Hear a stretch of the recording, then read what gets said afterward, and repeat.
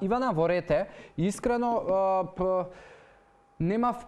прочепкано подлабоко за тоа што нели науката зборува можеби за оваквите чаеви, генерално нема никаков проблем, но она што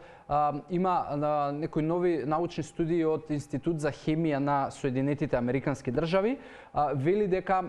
во самите кесички во кои што се складираат и се ставаат чаевите кои што подоцна ние ги ставаме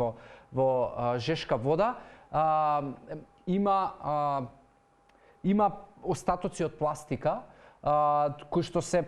нели премали, но сепак може да направат одредено штетно влијание врз организмот. И јас во таа насока, и за мене беше ова шок и непозната тема и не ги знаев овие информации, но како и да е. Прва работа, тоа се случува не поради грешка на производителите, туку тоа се случува поради нас луѓето, затоа што премногу има пластика денеска, која што ја фрламе, не ја менаџираме најдобро, и сето тоа прави да самата веќе природа и во самите океани има многу остатоци и честички кои што се наноделови од пластика. И сето тоа подоцна кога вие произведувате, да речеме, такви кесички кои што се хартиено платнени, има и нешто што не би сакало нашето тело да го добие, така да одговорноста е наша, дефинитивно. И тоа како и во иднина ќе се однесуваме со пластиката и со низиното менаџирање, но она што во овој момент е решение, јас не знам дали би рекол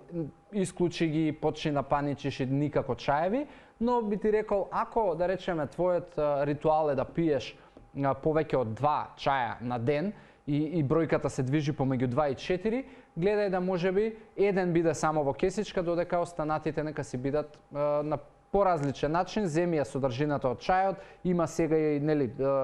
секакви помагала за домакинство и за чаеви, така да има начини како тоа да не биде без